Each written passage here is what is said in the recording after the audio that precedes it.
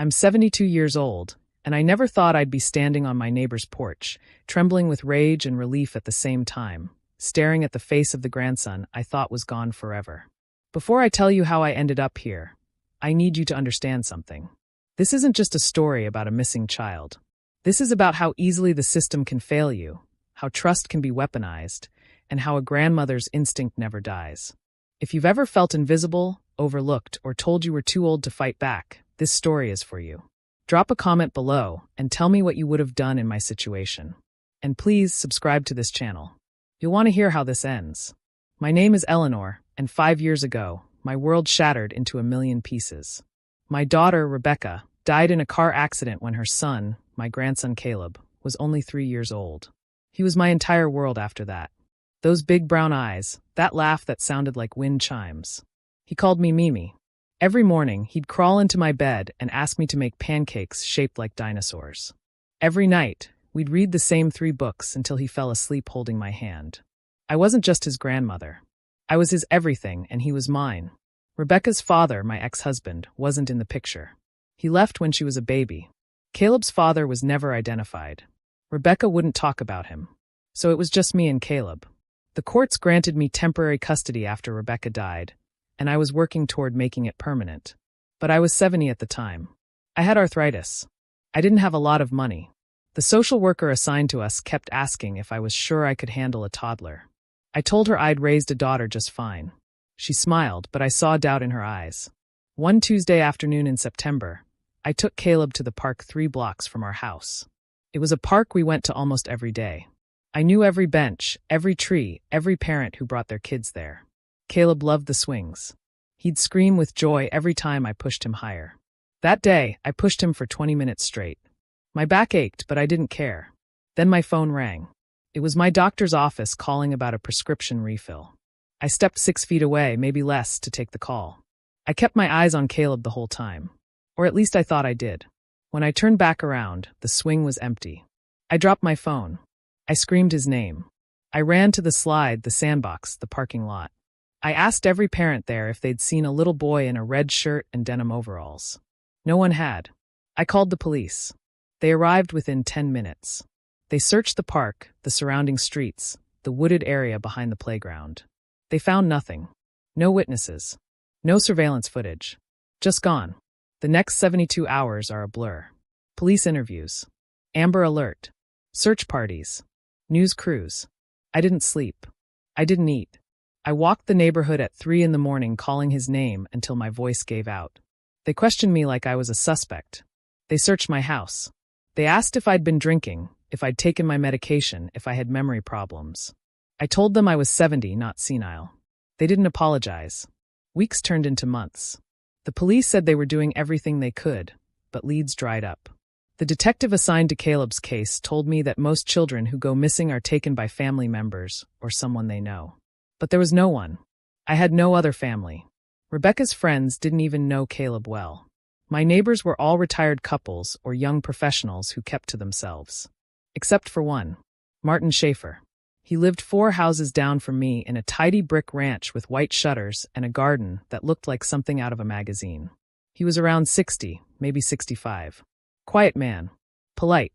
We'd exchanged pleasantries over the years, but I didn't know much about him. He'd wave when he saw me. Once he helped me carry groceries when my hip was acting up. After Caleb disappeared, Martin stopped by my house twice to offer condolences. He brought me a casserole the first time. The second time, he brought flowers and told me he was praying for us. I remember thinking how kind he was. How thoughtful. But I also remember something else. A week after Caleb vanished, I was walking past Martin's house on one of my sleepless night walks. It was nearly midnight. I saw a light on in his upstairs window, and I heard a child crying. I stopped. I stood there on the sidewalk listening. It sounded so much like Caleb, but I told myself I was hearing things. I was losing my mind from grief. Every child's cry sounded like Caleb to me. I didn't knock. I didn't call the police. I just kept walking. That moment has haunted me every single day since. A year passed. Then 2. The case went cold. The detective stopped returning my calls. People stopped asking me about Caleb. I became that tragic old woman who lost her grandson. I attended a grief support group. I started seeing a therapist. Everyone told me I needed to accept that Caleb was gone, that I needed to move on. But how do you move on from a child? How do you stop looking at every little boy in the grocery store and wondering if it's him? How do you sleep when you still hear his voice calling for you? I didn't move on. I couldn't. I kept his room exactly the way it was. His toys. His clothes. The drawings he made that I'd hung on the refrigerator. I celebrated his birthday every year alone with a cake and candles. I sang to an empty room. People thought I was losing it. Maybe I was. But I refused to let him be forgotten. Then 3 months ago, everything changed.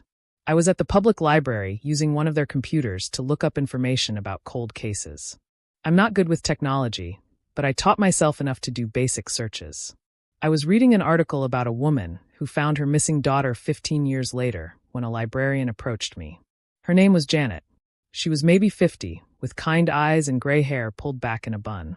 She asked if I needed help with anything. I told her I was fine, but she lingered. Then she said something that made my heart stop. She said she remembered me from the news 5 years ago. She remembered Caleb. And then she said she thought she might have seen him. I grabbed her arm so hard she winced. I asked her where. When?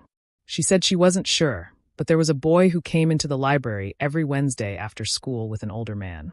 The boy looked about 8 or 9 now. Brown hair. Brown eyes. He looked like the picture she remembered from the news.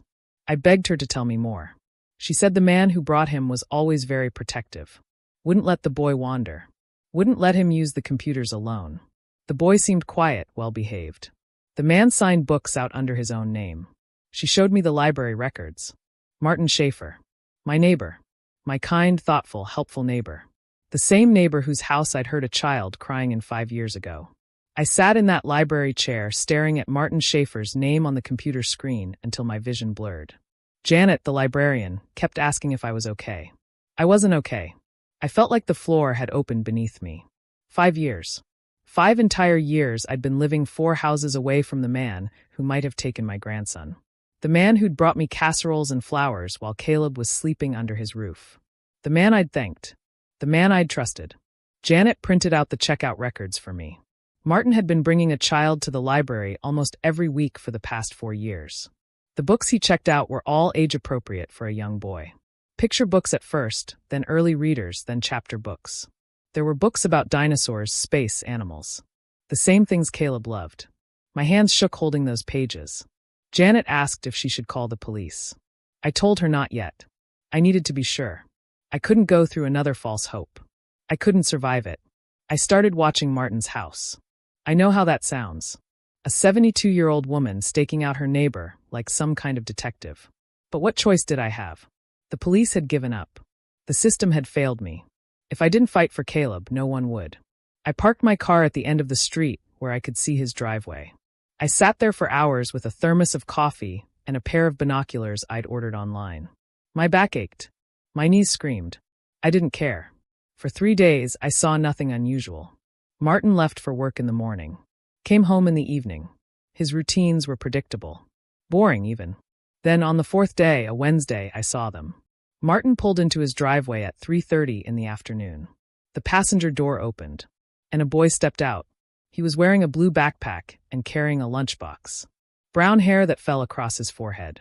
Slim build. He looked taller than I remembered, older, but the shape of his face, the way he walked, it was him. It was Caleb. My Caleb. I wanted to scream. I wanted to run across those 4 lawns and grab him and never let go. But I forced myself to stay in the car.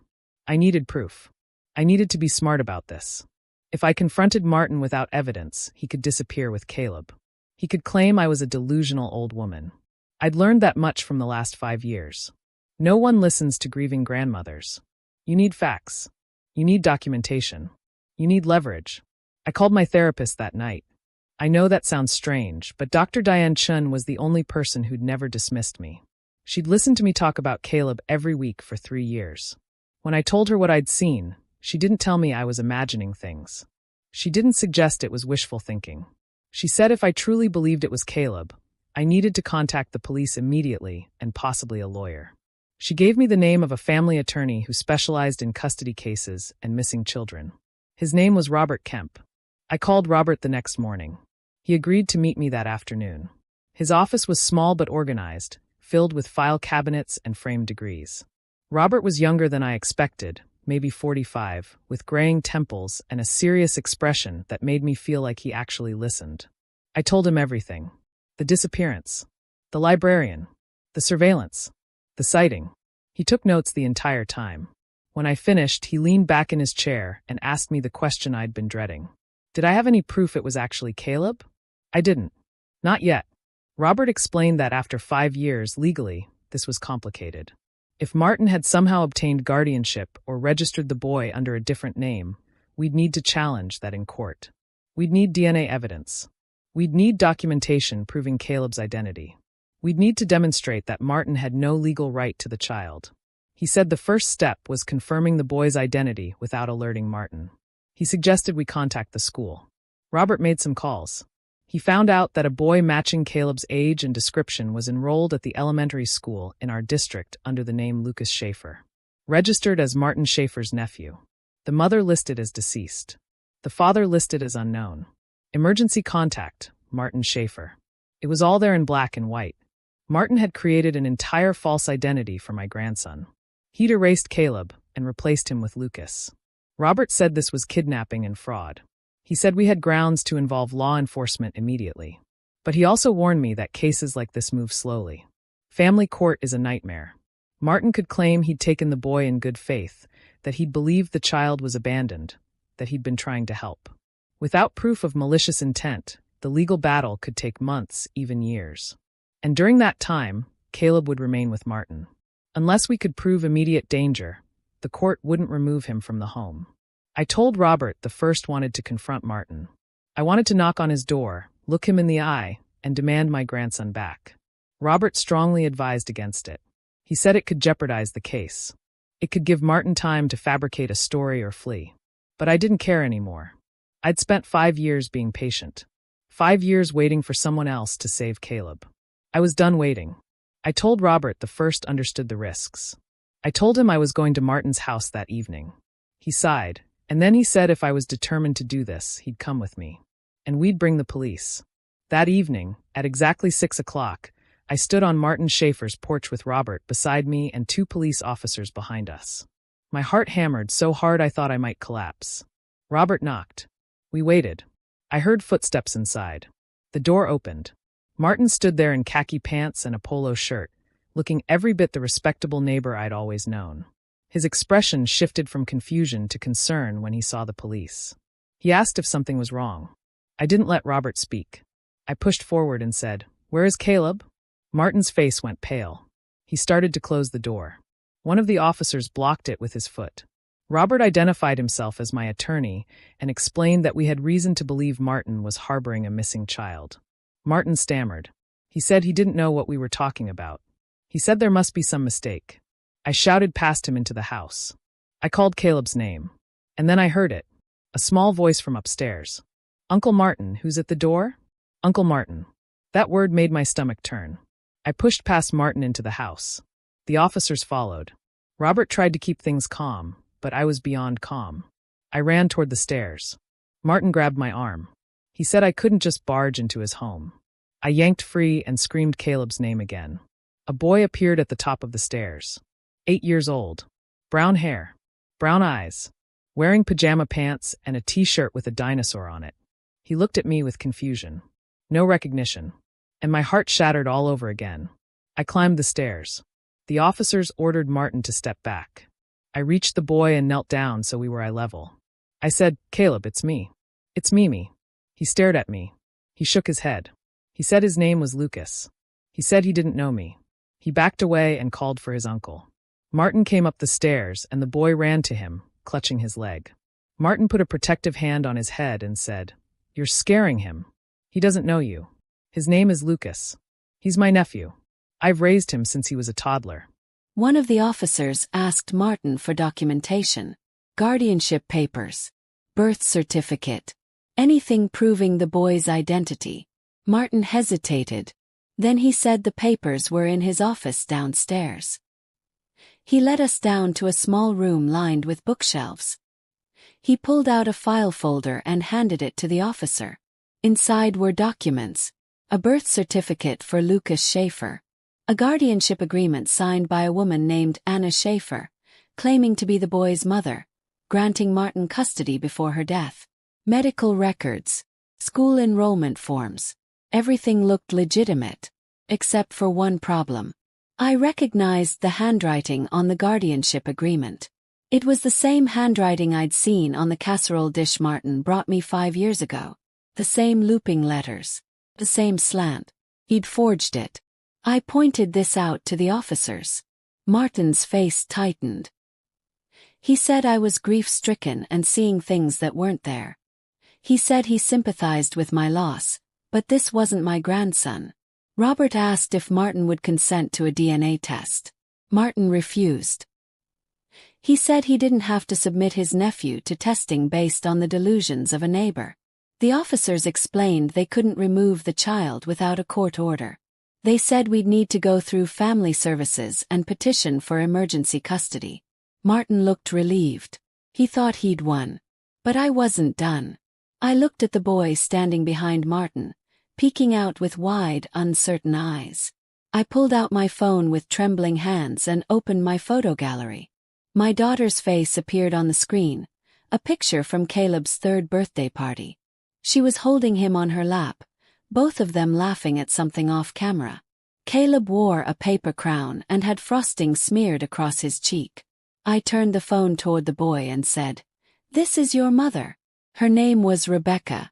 And this is you, sweetheart. Your name is Caleb James Porter. I'm your Mimi." The boy stared at the photo. His expression didn't change at first. Then something flickered across his face. Uncertainty. Recognition, maybe.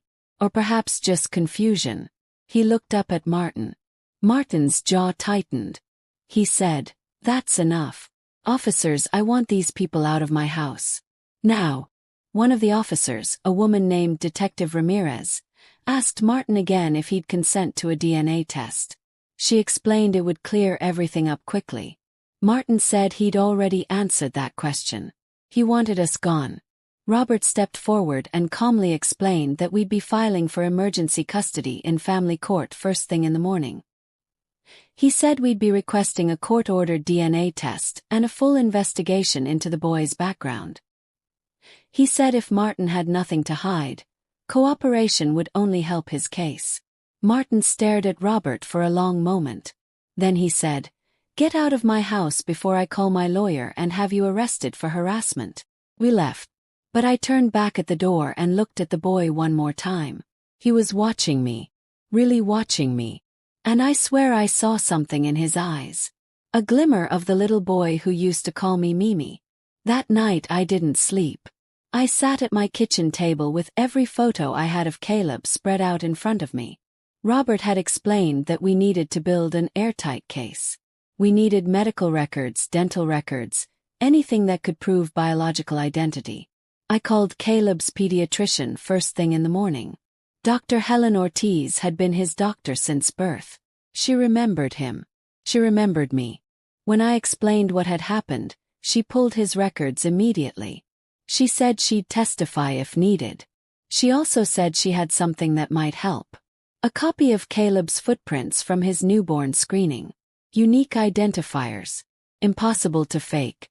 Robert filed the emergency petition that same morning. The hearing was set for 3 days later. During those 3 days, I did everything I could to prepare.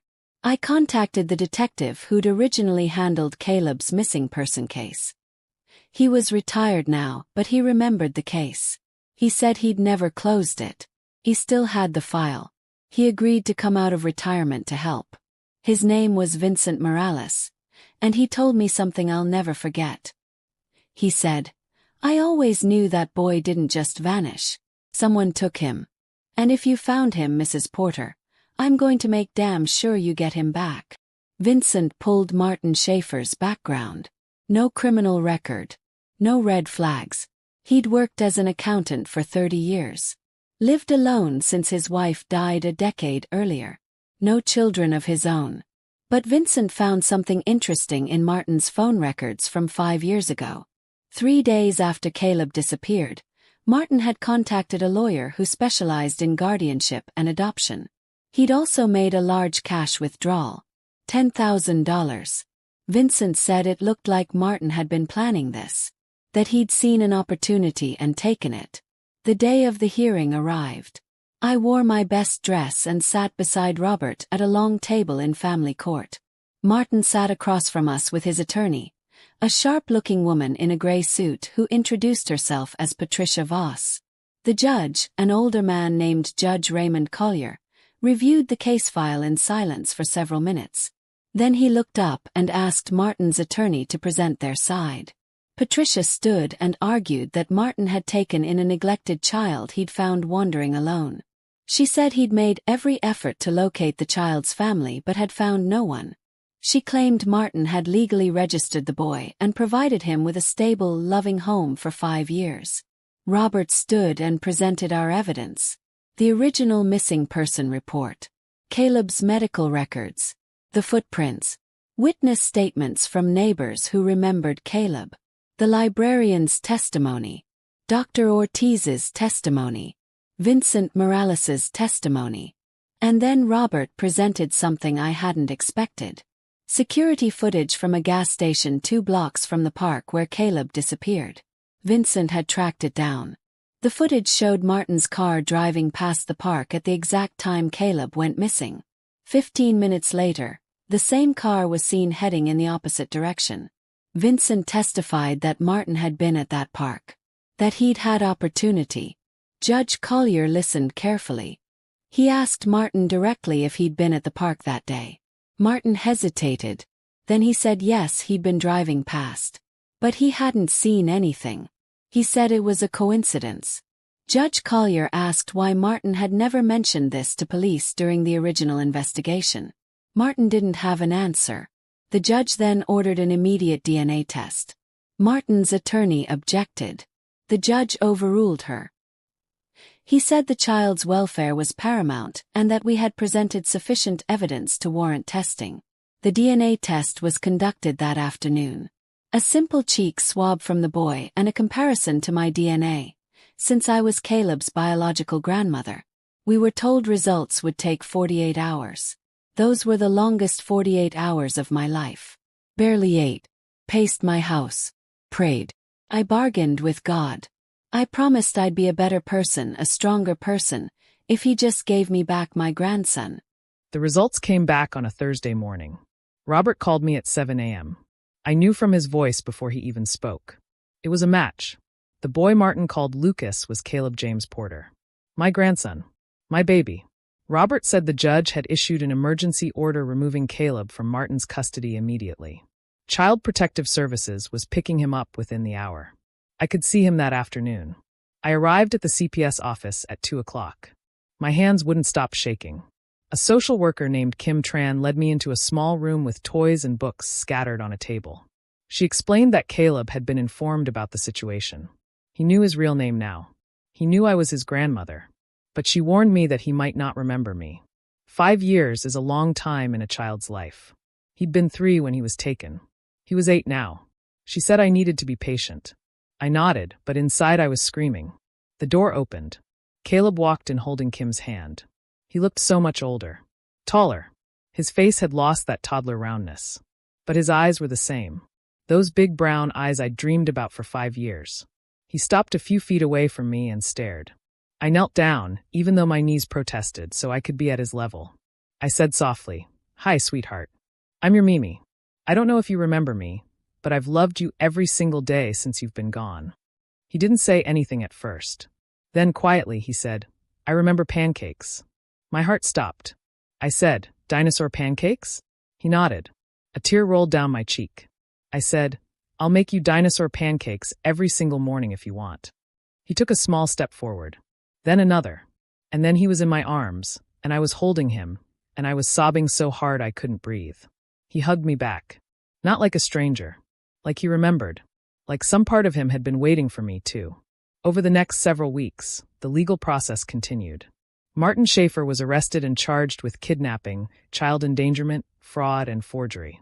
His trial was set for 6 months later. In the meantime, Caleb was placed back in my custody. The transition wasn't easy. He'd spent 5 years believing he was Lucas Schaffer. He'd been told his mother died when he was a baby and that Martin was his only family. Caleb had nightmares the first few weeks. He'd wake up crying, calling for Uncle Martin. It broke my heart, but I understood. Martin had been the only parent figure he'd known for 5 years. Despite everything Martin had done, Caleb had bonded with him. The therapist we started seeing, Dr. Rachel Nguyen, explained this was normal. She said children can form attachments even in harmful situations. She called it complex trauma. She said Caleb would need time to process everything. Time to grieve the life he thought he had. Time to remember the life he'd lost. I gave him that time. I didn't push. I didn't force him to call me Mimi if he wasn't ready. I didn't demand he remember things he'd forgotten. I just loved him. I made him those dinosaur pancakes every morning like I'd promised.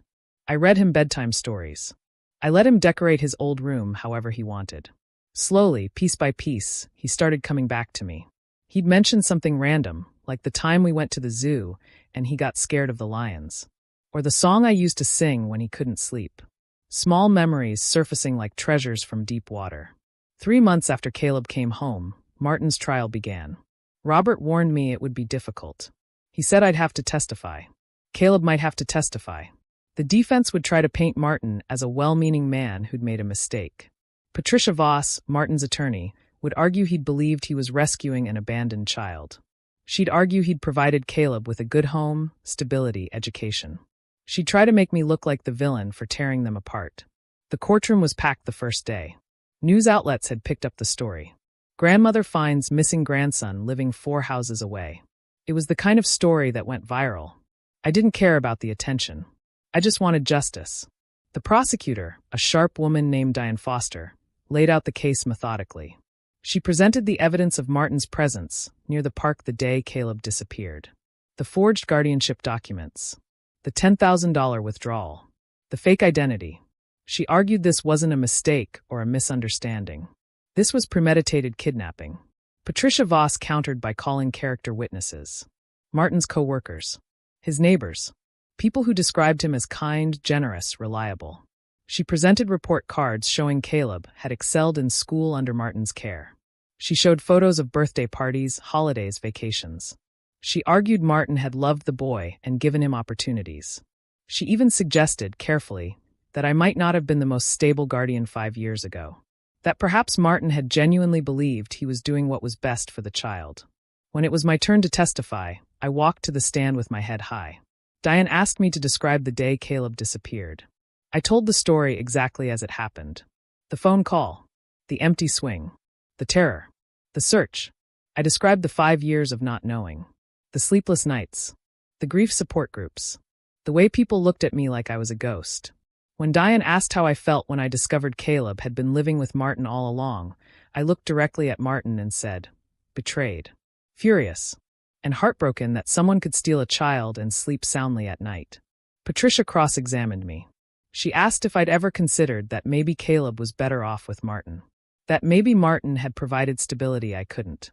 I said no, I'd never considered that, because nothing justifies stealing someone's child. She asked if I was aware that Caleb had asked to see Martin multiple times since being removed from his custody. I said yes, I was aware. And it killed me. But that didn't change what Martin had done. Patricia asked if I thought my age might have been a factor in why Caleb went missing in the first place.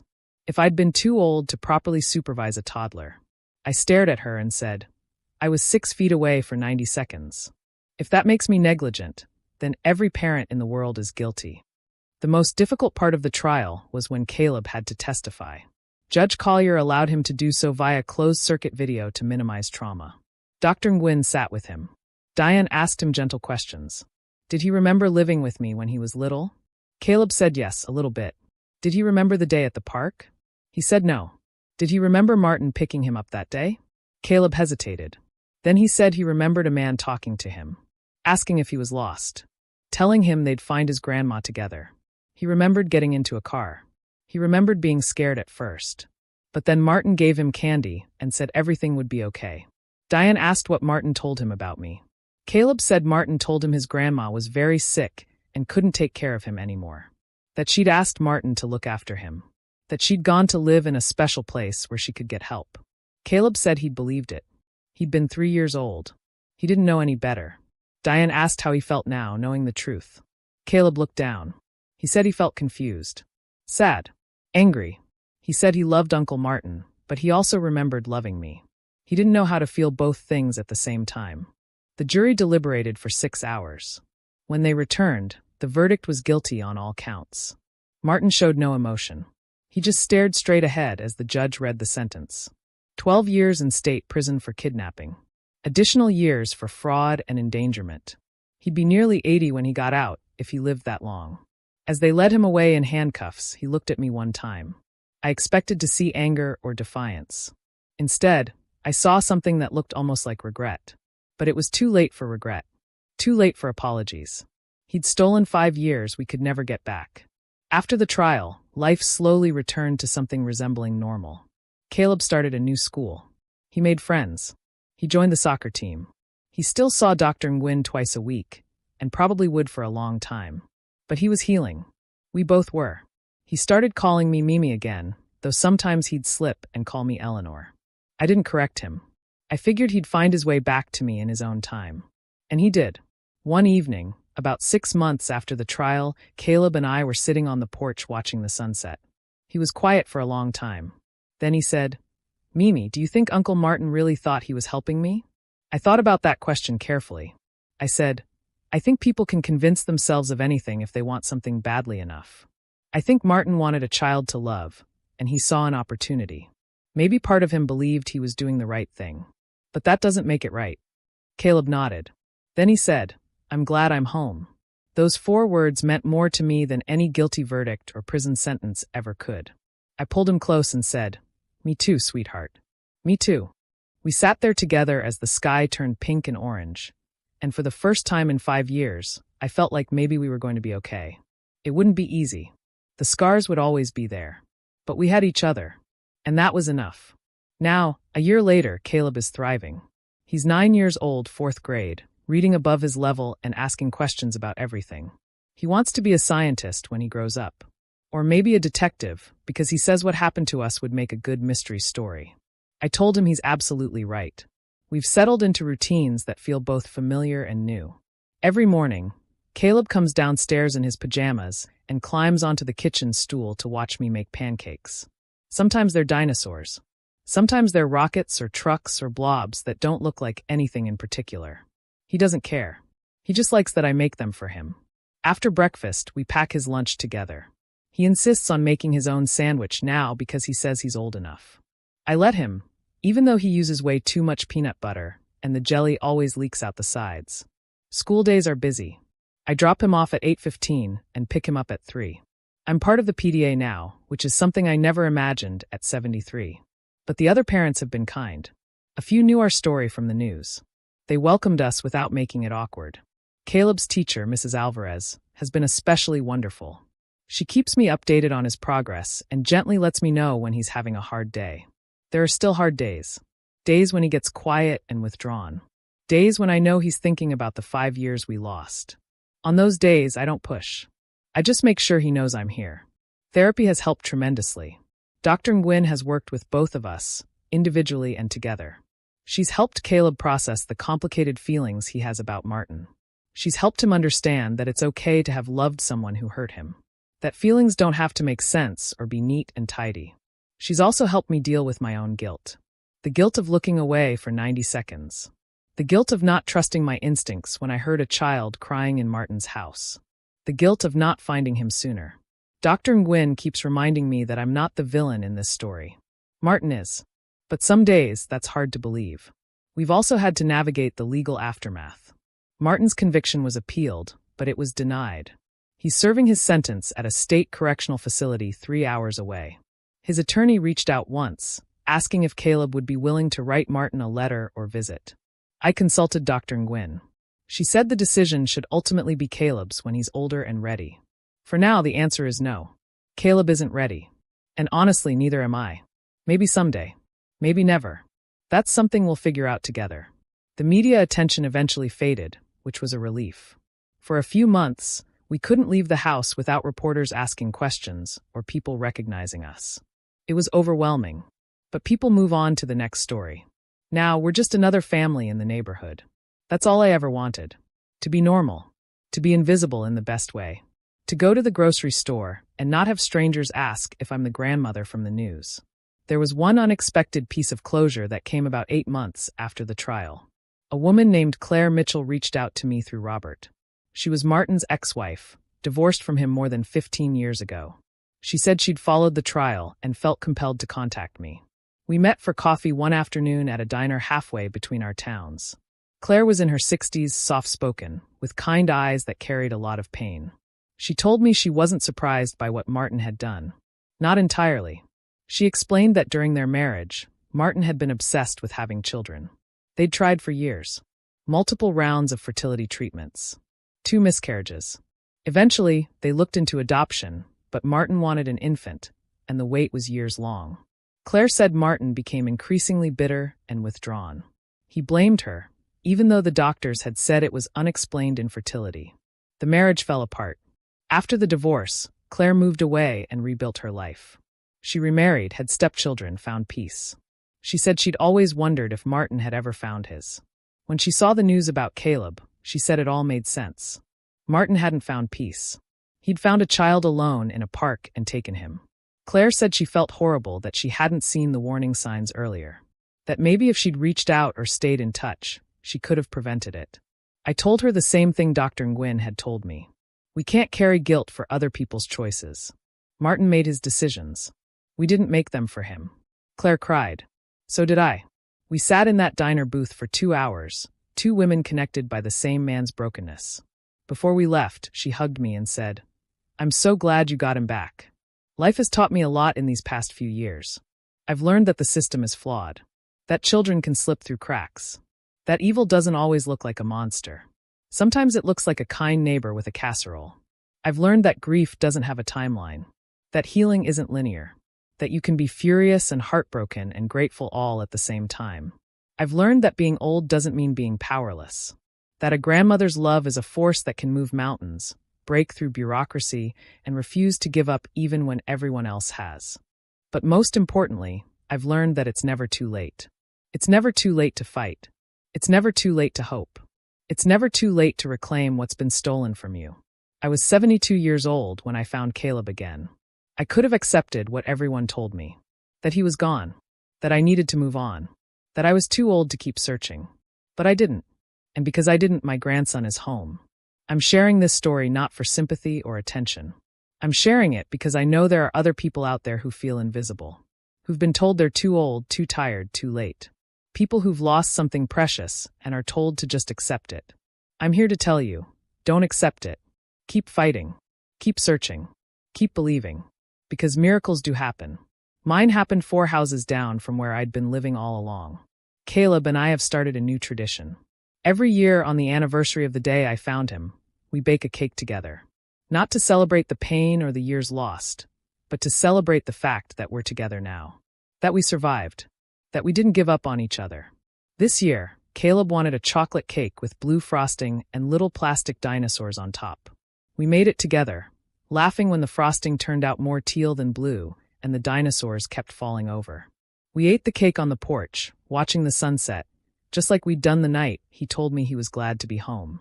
As the sky turned those brilliant shades of orange and pink, Caleb leaned his head on my shoulder and said, "Mimi, do you think we'll be okay forever now?" I wrapped my arm around him and said, "I think we'll be okay as long as we have each other. And we're never letting go again." He smiled. And in that moment, I knew it was true. We'd been through the worst. We'd survived. And whatever came next, we'd face it together.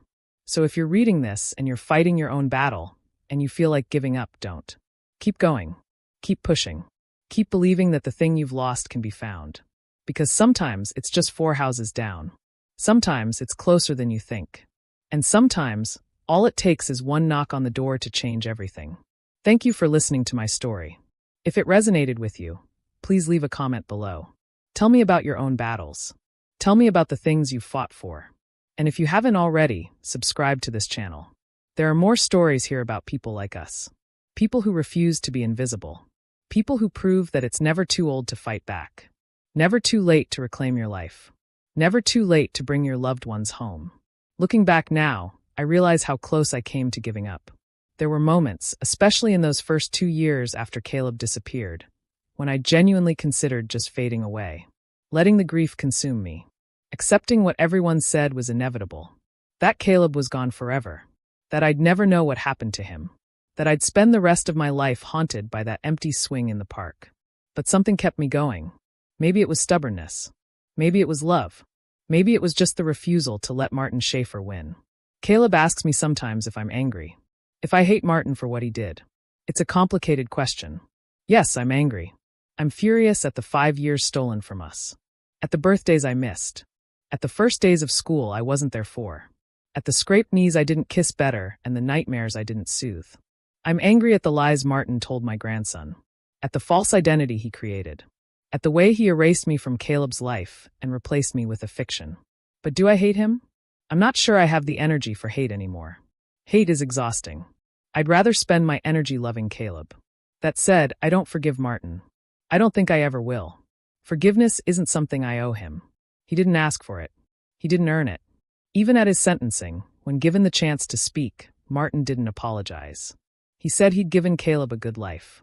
That Caleb had been happy, as if happiness justified kidnapping, as if a good report card erased the fact that he'd ripped a child away from his family. The judge wasn't swayed. Neither was I. Martin made his choices. Now he's living with the consequences. One thing that surprised me during this whole ordeal was the response from the community. After the trial, people reached out in ways I never expected. The library where Janet worked held a fundraiser to help with legal expenses. Neighbors I barely knew brought meals and offered to help with Caleb. The school organized a welcome back event for him, with banners and cupcakes and kids who wanted to be his friend. It reminded me that for every person like Martin, there are dozens of good people. People who care. People who show up. People who prove that humanity isn't broken, just bruised. Caleb has asked me a few times why Martin did it. Why he took him. It's a question I've asked myself 1,000 times. Dr. Nguyen has offered theories. That Martin was lonely. That he'd wanted children and couldn't have them. That he saw an opportunity and acted on impulse. That over time, he convinced himself the lie was true. That Caleb was his nephew. That I'd abandoned him. That he was the hero in the story. People are remarkably good at rewriting their own narratives to make themselves the protagonist. But none of those explanations satisfy me. Because at the end of the day, Martin was a grown man who made a choice. He saw a little boy alone for 90 seconds and decided to take him. He had 90 seconds to do the right thing. To bring Caleb to a police officer. To ask a parent for help. To call out for me. Instead, he saw a chance to fill the void in his own life, and he took it. That's not impulse. That's not desperation. That's selfishness. And I'll never understand it. Caleb, for his part, is processing everything in his own way. Some days he talks about it openly. Other days he shuts down. Dr. Nguyen says that's normal. She says trauma doesn't follow a schedule. It comes and goes like waves. Some days the water is calm. Other days it crashes over you. We've learned to ride the waves together. On the hard days we have a code word. Pancakes. If Caleb says pancakes in the middle of the day, I know he needs me. Needs to talk or just sit together. It's our way of saying I'm struggling, and I need you to see me. It's simple, but it works. School has been a positive force in Caleb's healing. His teachers have been incredible. They've worked with Dr. Nguyen to create a support plan that allows Caleb to step out if he's feeling overwhelmed. They've educated his classmates about kindness and inclusion without making Caleb feel like a spectacle. And Caleb has flourished. He's made friends. Real friends. Kids who invite him to birthday parties and sit with him at lunch. Kids who like him for who he is, not because of what happened to him. That's been one of my greatest joys, watching him just be a kid again. We've also reconnected with a few of Rebecca's old friends. People I lost touch with after she died. When they heard what happened, they reached out. They shared stories about Rebecca that I'd forgotten or never knew. They brought photos. They reminded Caleb of the mother he barely remembers. One of Rebecca's closest friends, a woman named Shauna, has become a regular presence in our lives. She takes Caleb to the movies sometimes or out for ice cream. She tells him stories about his mom. About how funny she was. How stubborn. How much she loved him. It's helped Caleb feel connected to Rebecca in a way I couldn't provide alone. There's a part of me that wonders what Rebecca would think of all this. If she's watching somehow, Does she know I got him back? Does she know I never gave up? I'd like to think she does. I'd like to think she's proud. But mostly, I just miss her. I miss her every single day. Losing her was the worst thing that ever happened to me, until Caleb was taken. And getting Caleb back doesn't erase the fact that Rebecca is still gone. I'm raising her son, which is an honor and a heartbreak all at once. Sometimes late at night when Caleb is asleep, I sit in his doorway and just watch him breathe. I know that sounds strange, maybe even a little creepy, but I can't help it. For 5 years, I didn't know if he was breathing, if he was safe, if he was scared.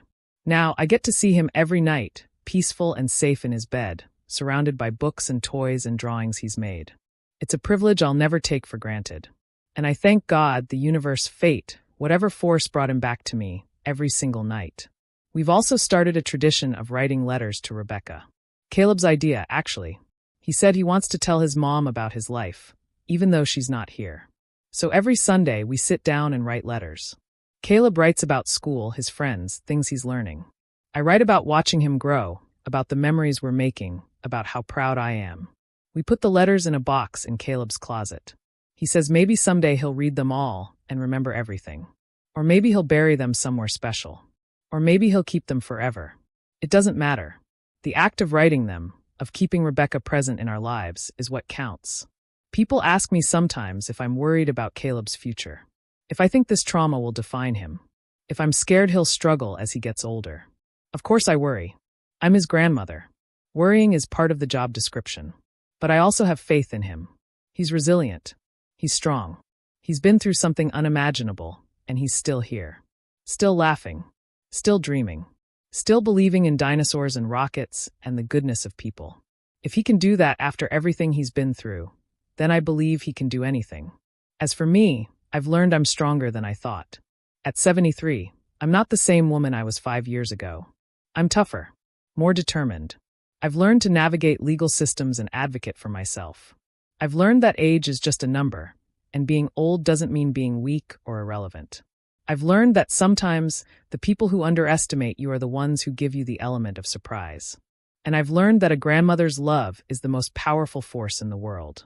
It can survive loss. It can endure years of not knowing. It can fight systems and skeptics and kidnappers. And it can win. The community support continued long after the trial ended.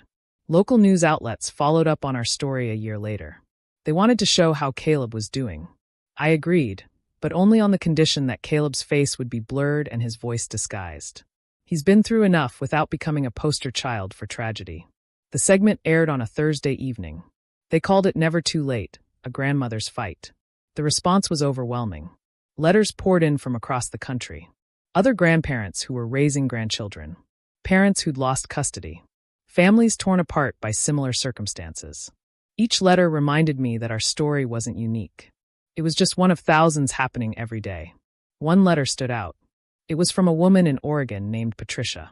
She wrote that her grandson had been taken by his father during a custody dispute 3 years ago. She'd been searching ever since with no leads. Reading our story gave her hope. She said she'd been ready to give up, but now she was going to keep fighting. 6 months later, Patricia sent another letter. She'd found him. He was living 2 states away under a different name. She'd gotten him back. She thanked me for sharing our story, for giving her the courage to keep going. That letter sits framed on my desk. It reminds me why speaking up matters. Caleb has grown so much this past year. He's 10 now, almost as tall as my shoulder. He's in 5th grade and doing well. His favorite subject is science. He wants to be a paleontologist. We've taken trips to natural history museums in 3 different states. He collects fossils and rocks and has them displayed on shelves in his room. Every night before bed, he tells me a dinosaur fact. Did you know the Stegosaurus had a brain the size of a walnut? Did you know the T-Rex couldn't actually run that fast? I didn't know most of these things, but I love learning them from him. We've also established new family traditions. Every Friday is pizza and movie night. Caleb picks the movie, and we make homemade pizza together.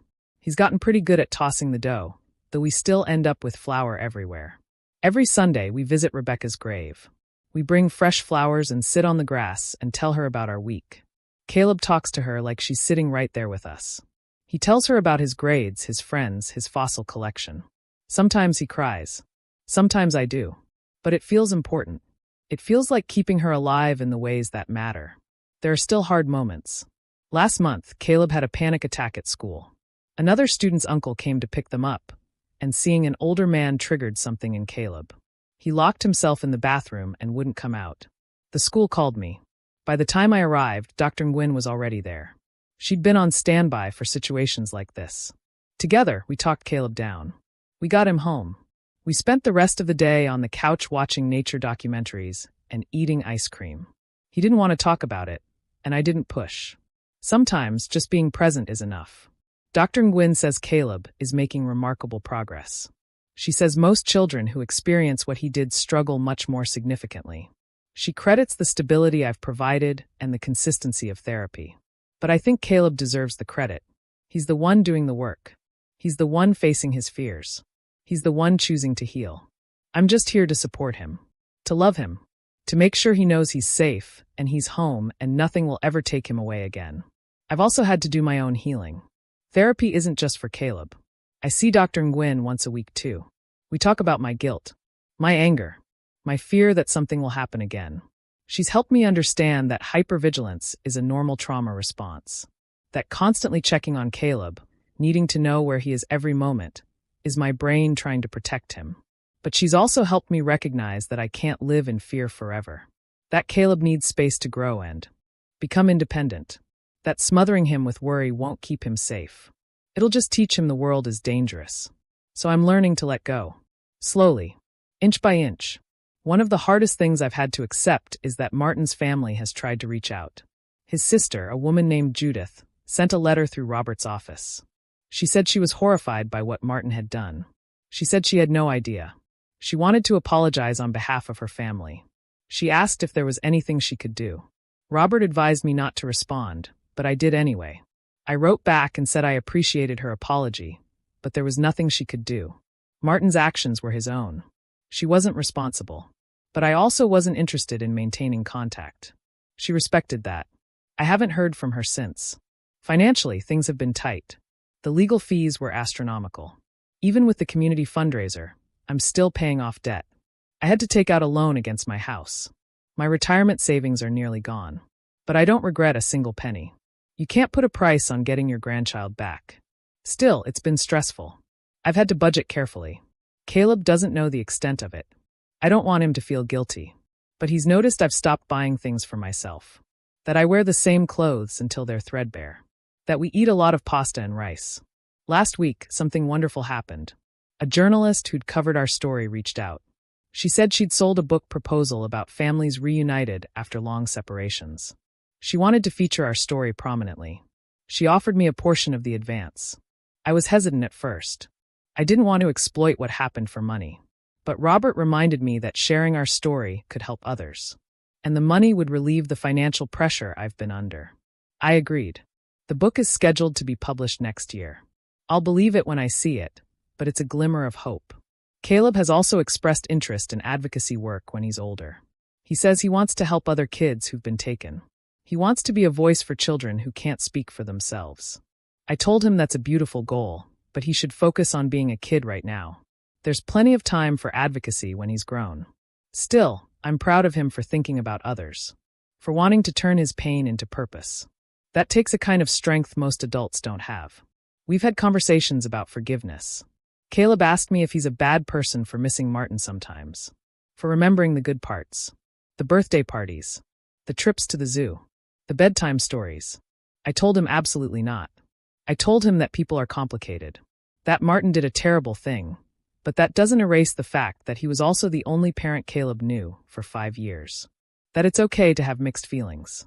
That loving someone who hurt you doesn't make you weak or wrong. It makes you human. I've also had to confront my own complicated feelings about those 5 years. Part of me is grateful that Caleb was physically safe, that he was fed, clothed, educated, that Martin didn't abuse him in the ways he could have.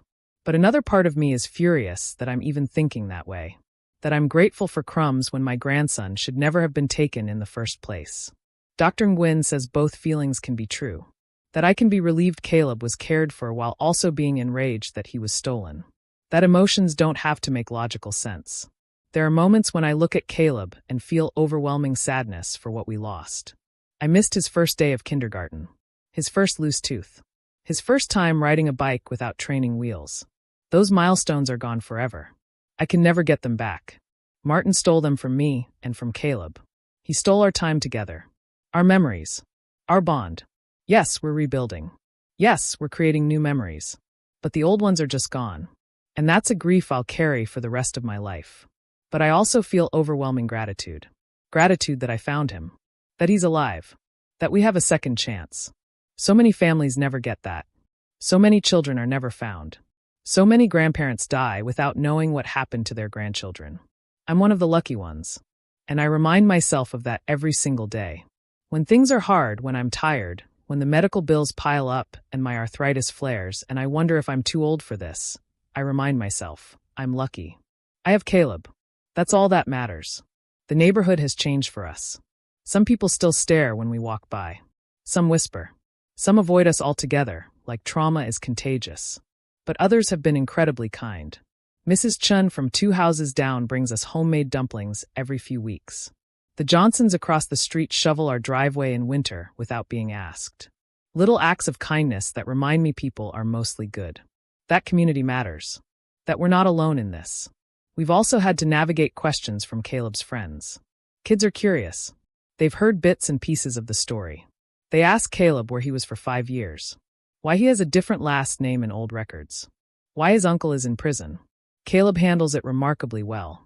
He tells them the truth in simple terms. He says his uncle made a bad choice. That he's home now. That he's okay. Most kids accept that and move on. A few have become protective of him. His best friend, a boy named Marcus, punched another kid who called Caleb a liar. I had to explain to Caleb that violence isn't the answer, but privately I was touched. As Caleb approaches his 11th birthday, I find myself reflecting on how far we've come. 3 years ago, I didn't even know if he was alive. Now he's planning his birthday party. He wants to invite his whole class. He wants a dinosaur theme, of course. He wants a cake shaped like a T-Rex and fossil excavation kits as party favors. I've been shopping online and planning games. It feels wonderfully normal, wonderfully ordinary. And that's all I've ever wanted for him. A normal childhood. The chance to just be a kid. We've started talking about the future more. Caleb wants to go to summer camp next year. A science camp that focuses on geology and paleontology. It's a week-long sleepaway camp 3 hours from home. My first instinct was to say absolutely not. The thought of him being away from me for an entire week makes my chest tight. But Dr. Nguyen reminded me that Caleb needs independence. That he needs to learn the world is safe. That I can't protect him from everything, and trying to will only hurt him in the long run. So I'm working on it. I told Caleb we'd talk about it closer to summer. He's already making plans. I've also started thinking about my own mortality. I'm 73 years old. I'm healthy now, but I won't be around forever. What happens to Caleb if something happens to me? I've worked with Robert to establish a legal guardianship plan. If I die or become incapacitated, custody will go to Shauna, Rebecca's best friend. She's agreed to take him. She loves him like her own. But it terrifies me to think about leaving him. About not being here to protect him. To make him pancakes. To watch him grow up. I pray every night that I'll live long enough to see him graduate high school. To see him go to college. To see him become the man I know he'll be. There have been unexpected blessings too. Last month, a filmmaker reached out. She wants to make a documentary about our story. She said it would focus on the strength of family bonds and the failures of the system that allowed Martin to keep Caleb for so long. She promised it would be respectful and that Caleb's privacy would be protected. I told her I'd think about it. Part of me wants the world to know what happened. Wants other families to be aware. Wants the system to change so this never happens again. But another part of me just wants to be left alone. To live quietly with my grandson without cameras and questions and public scrutiny. Caleb and I talked about it together. I told him it was his choice. That if he didn't want to do it, we wouldn't. He thought about it for a few days. Then he said he wanted to do it. He said if telling our story could help even one other kid, it would be worth it. I cried when he said that. My 10-year-old grandson, thinking about other people, wanting to make a difference. Rebecca would be so proud. I'm so proud. We agreed to participate. Filming starts next month. I'm nervous, but I think it's the right thing to do. The relationship between Caleb and me has deepened in ways I never expected. We're not just grandmother and grandson anymore. We're survivors. We're a team. We've been through hell together, and it's created a bond that's unbreakable. He tells me things he probably wouldn't tell other adults. About his fears, his dreams, his confusion about Martin, his anger at the situation, his guilt for feeling angry. I listen. I don't judge. I don't try to fix everything. I just let him know I'm here. Always. We've also developed a sense of humor about some things. Dark humor, maybe, but humor nonetheless. Sometimes Caleb will joke about writing a book called How to Find Your Kidnapped Grandson in 5 Easy Steps. Sometimes I'll joke that I should start a support group for grandparents who refuse to give up. We laugh. It's our way of taking power back from the trauma. Our way of saying, you didn't break us. We're still here. We're still laughing. I've noticed changes in myself too. I'm more confident now. More assertive. I don't let people dismiss me because of my age. I speak up in stores when I'm not being helped. I challenge doctors when they talk down to me. I demand respect. Because I've learned that I'm capable of extraordinary things. I found my grandson. I took on the legal system. I faced down a kidnapper. If I can do that, I can do anything. Age is just a number. Strength has nothing to do with how old you are. There are still setbacks. Last week, Caleb had a nightmare. He dreamed that Martin came back and took him again. He woke up screaming. I ran to his room and held him while he sobbed. He kept saying, "What if he gets out early? What if he comes back?" I promised him that wouldn't happen. That Martin was locked away for a long time. That I would never let anyone take him again. Eventually, he calmed down. But it reminded me that healing isn't linear. That trauma leaves scars. That we'll be dealing with this for years, maybe forever. But we'll deal with it together. That's the promise we've made to each other. No matter what comes, we'll face it as a team. We'll support each other. We'll be honest about our struggles. We'll celebrate our victories. And we'll never, ever take for granted the fact that we're together. That we're home. That we survived. If there's one thing I want people to understand, it's that recovery is messy. It's not a straight line from trauma to healing. It's a zigzag. It's 2 steps forward and 1 step back. Some days are great. Some days are terrible. Some days you feel like you're finally moving on, and then something small triggers a memory and you're right back in the pain. But that's okay. That's normal. That's part of being human. What matters is that you keep going, that you don't give up, that you hold on to the people you love and fight for every single day you get with them. Caleb is my reason for everything. My reason to get up in the morning. My reason to keep fighting. My reason to believe in second chances. He's my miracle. And I'll spend the rest of my life making sure he knows how loved he is. How wanted he is. How precious he is. Not just to me, but to everyone whose life he touches. I want to talk about the moments that make it all worthwhile. The small, ordinary moments that fill our days now. Like yesterday, when Caleb came home from school bursting with excitement because he got an A on his science project. He'd built a model of a volcanic eruption, and it had actually worked during his presentation. The pride on his face was everything. Or last Tuesday, when we were grocery shopping and he grabbed a box of the cereal he loved when he was little. He said, "Mimi, do you remember when I used to eat this every morning?" I did remember. And the fact that he remembered too made my heart feel like it might burst. These are the moments Martin tried to steal. These connections. These memories. These little threads that tie our past to our present. But he didn't succeed. Because even though Caleb was gone for 5 years, the foundation we built in those first 3 years of his life was strong enough to survive. Strong enough to rebuild on. That gives me hope. It tells me that love really is stronger than anything else. That bonds formed in those early years matter. That they last. We've also had to navigate the practical realities of our situation. Caleb has questions about his father. He knows Rebecca wouldn't talk about him. He's asked if we can try to find him. I've been honest. I've told him that I don't know who his father is. That Rebecca took that secret to her grave. That I've looked through her things and found nothing. No name. No clues. Nothing. Part of me wonders if Rebecca even knew how to find him. If it was a one-night situation. If he even knew she was pregnant. Caleb seems okay with not knowing for now. But I suspect as he gets older, he'll want to search. And I'll support him in that. Everyone deserves to know where they come from. The documentary filming has been more intense than I expected. The filmmaker, whose name is Alicia, is thorough and respectful. But reliving everything for the camera is exhausting. They've interviewed me for hours. They've interviewed Robert, Dr. Nguyen, Detective Morales, even Janet the librarian. They've filmed Caleb and me making pancakes, going to the park, visiting Rebecca's grave. They want to show the reality of our lives now. The healing, the joy, the ordinary moments. Alicia says the documentary will be submitted to film festivals next year. She thinks it could reach a wide audience. I hope she's right. I hope it helps people. There's something I haven't talked about much, but I think it's important. The guilt I feel about the other families.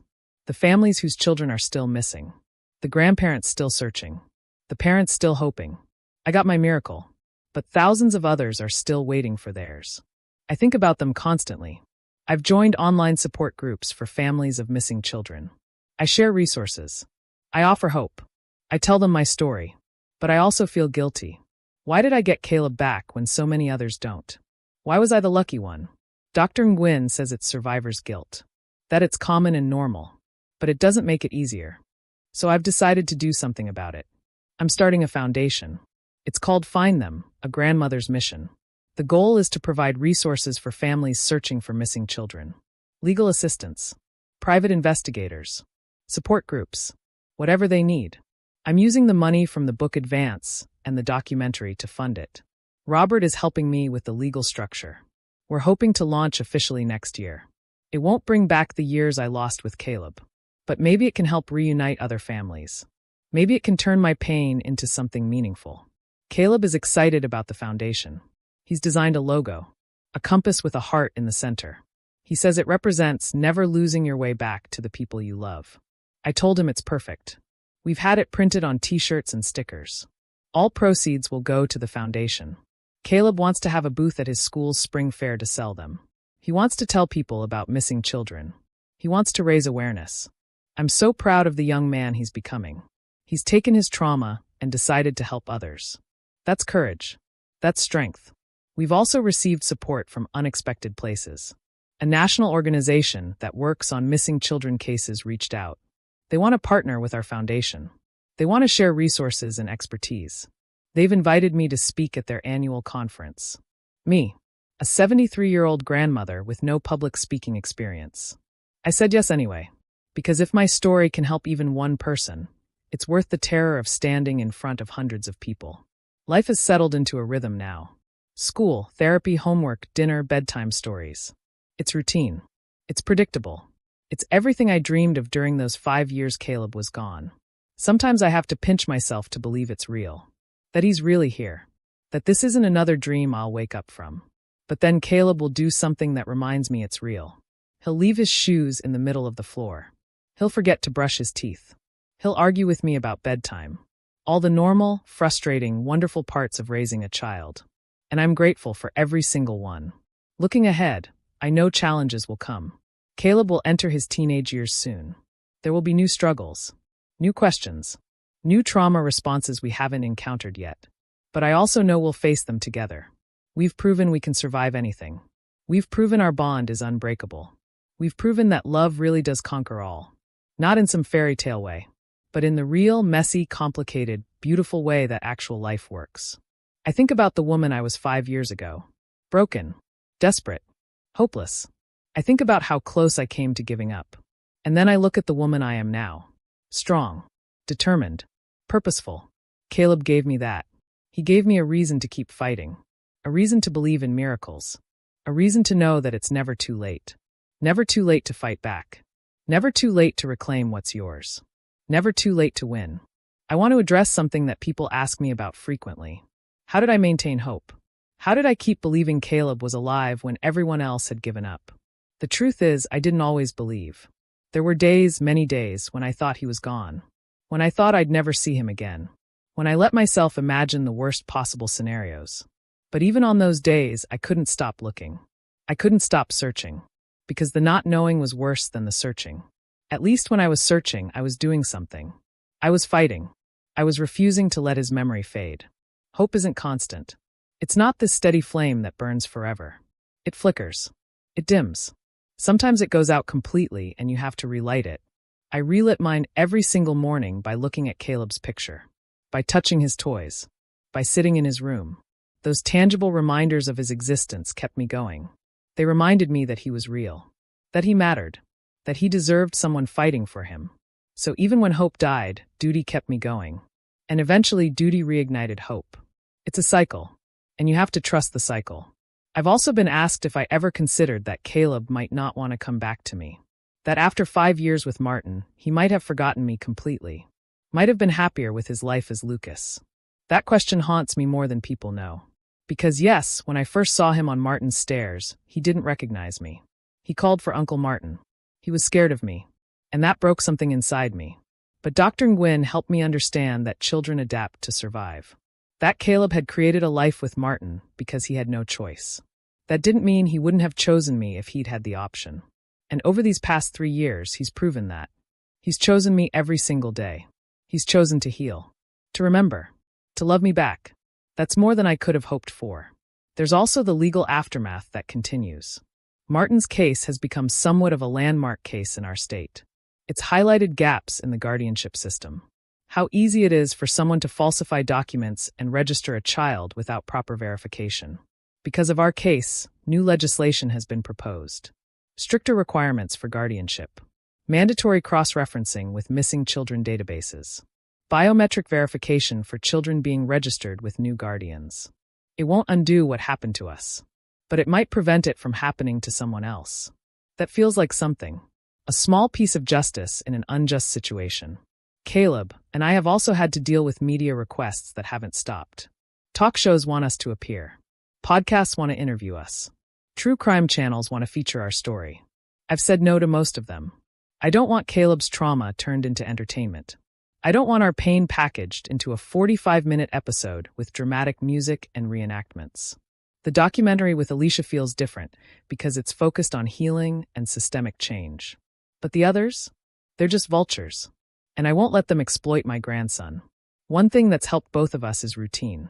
We wake up at the same time every day. We have breakfast together. We have dinner together. We have the same bedtime routine. Structure provides safety.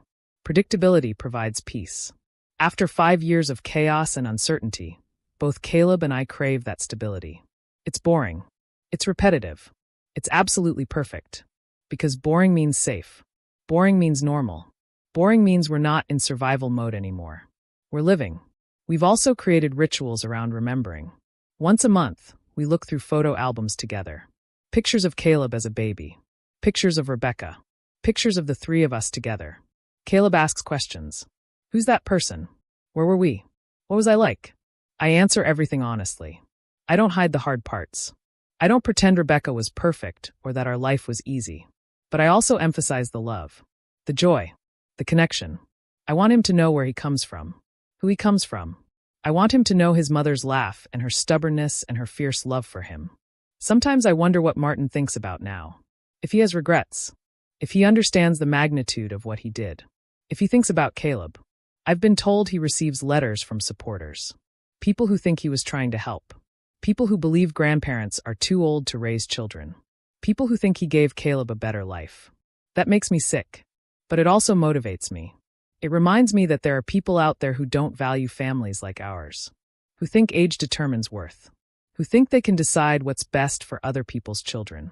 Those people are why I need to keep speaking up. Keep sharing our story. Keep fighting. There have been beautiful surprises too. Last month, Caleb's school did a unit on family history. Each student had to create a family tree. Caleb worked on his for weeks. He included Rebecca. He included my parents, long deceased. He included Rebecca's father, the grandfather he's never met. And at the center, he put me and him. He titled it Survivors. When I saw it, I cried. Not sad tears. Proud tears. Because he sees us that way. As survivors. As strong. As connected. That's how I want him to see us. Not as victims. As fighters. The community has also rallied in unexpected ways. Local businesses have donated to our foundation. Churches have held fundraisers. Schools have invited me to speak about child safety. I'm not a polished speaker. I stumble over words. I cry sometimes. But people listen. They're moved. They share their own stories.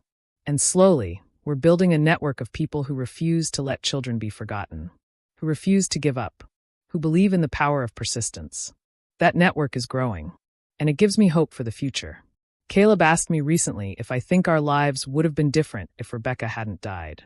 If she'd still be here. Would Martin have taken him if Rebecca had been his mother instead of me? I don't know. Maybe. Maybe not. But I do know this. Everything that happened led us to this moment. To this conversation. To this life we're building together. And despite all the pain, I wouldn't trade it. As we approach the 3-year anniversary of getting Caleb back, I find myself reflecting on the concept of time. How it can steal everything from you. How it can also heal. 3 years ago, Caleb was a confused 8-year-old who didn't know his real name. Now he's a confident almost 11-year-old who knows exactly who he is. 3 years ago, I was a broken woman who'd just gotten her grandson back. Now I'm a grandmother, an advocate, and a fighter. Time changes things. Sometimes for the worse. Sometimes, miraculously, for the better. We've planned something special for the anniversary. Not a celebration exactly, because there's nothing to celebrate about the 5 years we lost. But an acknowledgement. A memorial for the time stolen from us. We're going to plant a tree in our backyard. A oak tree. Strong, enduring, with roots that go deep. Caleb picked it out. He said he wants something living to mark what we survived. Something that will grow as he grows. Something that will be here long after we're both gone. I think that's beautiful. I think Rebecca would love it. The foundation has officially launched. Find them. A Grandmother's Mission is now a registered nonprofit. We've already helped 2 families. One in Texas, one in Florida. Both had missing grandchildren. Both had given up hope. We connected them with private investigators and legal assistance. One of those children has been found. Alive. Safe. Returned to family. When I got that phone call, I sobbed. Because it proved that what we're doing matters. That our pain has purpose. That we can turn tragedy into triumph. Caleb is involved in the foundation too. Not in any official capacity, he's too young for that. But he helps stuff envelopes for mailings. He helps design flyers. He talks to his friends about it. He's become a voice for missing children in his own right. His school invited him to speak at an assembly about courage. He talked about his experience. About being taken. About being found. About healing. The principal told me there wasn't a dry eye in the room. I wasn't surprised. Caleb has a gift for honesty. For vulnerability. For making people feel. We've also had to navigate the reality that some people don't believe our story. Or they believe it but think we're exploiting it. There are online forums where people speculate that I made the whole thing up for attention. That Martin was actually Caleb's biological grandfather, and I'm lying. That the DNA test was falsified. It's hurtful. It's infuriating. But Robert advised me not to engage. He said people will believe what they want to believe. And he's right. I can't control other people's narratives. I can only control my own. And my narrative is the truth. That has to be enough. One unexpected development has been reconnection with my own extended family. I have a cousin, Margaret, who I hadn't spoken to in 20 years. She reached out after seeing our story on the news. She apologized for the distance. For not being there when Rebecca died. For not helping me search for Caleb. We've been talking on the phone weekly now. She's visited twice. She and Caleb have bonded. She tells him stories about me when I was young. Stories I'd forgotten. It's been healing to have family again. To not feel so alone in the world. Margaret has even offered to be backup guardian if something happens to me before Caleb is grown. That gives me peace. I've also started writing. Not for publication necessarily. Just for me. For Caleb. I'm documenting everything. The search. The finding. The healing. The day-to-day reality of our lives. I want Caleb to have this when he's older. When I'm gone. I want him to know how hard I fought for him. How much I loved him. How every single day with him is a gift I never take for granted. Maybe he'll read it and understand. Maybe he'll share it with his own children someday. Maybe it'll just sit in a drawer. But I need to write it. I need to get it out of my head and onto paper. It's therapeutic. It's necessary. Dr. Nguyen says we're both doing remarkably well. She says most families don't recover from trauma like ours. That the fact we've not only survived but thrived is extraordinary. She's reduced our therapy sessions to twice a month now. Eventually, we'll go to once a month, then as needed. That progression feels like victory. Like proof that we're healing. That we're moving forward. That we're not letting what happened define us forever. We're writing a new story. One where we win. Caleb's birthday party last month was everything he wanted. 20 kids from school. A dinosaur cake that I ordered from a professional baker because I'm not that talented. Fossil excavation kits that kept the kids busy for hours. Caleb was so happy. Genuinely, radiantly happy. I watched him blow out his candles and make a wish. Afterwards, I asked what he wished for. He said he couldn't tell me or it wouldn't come true. But later that night, when I tucked him in, he whispered, "I wished that we'd be together forever." I kissed his forehead and promised him we would be. For as long as I have breath in my body, I will be here for him. That's not just a promise. That's a vow. The documentary premiered at a film festival last week. Robert, Caleb, and I attended. Seeing our story on screen was surreal. Watching recreations of the day Caleb disappeared. Seeing interviews with people who were part of our journey. Hearing Caleb's voice explain what it felt like to learn his whole life had been a lie. It was painful, but it was also powerful. The audience gave a standing ovation. People approached us afterwards with tears in their eyes. They said our story inspired them, that it gave them hope, that it reminded them family is worth fighting for. Alicia was right. The documentary is making a difference. Distribution deals are being negotiated. It might air on a major streaming platform. That means millions of people will see it. Will hear our story. Will be reminded that miracles happen. If I could go back and talk to the Eleanor from 5 years ago, the one standing in that park screaming Caleb's name, I'd tell her this. Don't give up. I know you want to. I know the pain feels unbearable. But keep going. Keep searching. Keep believing. Because your story doesn't end here.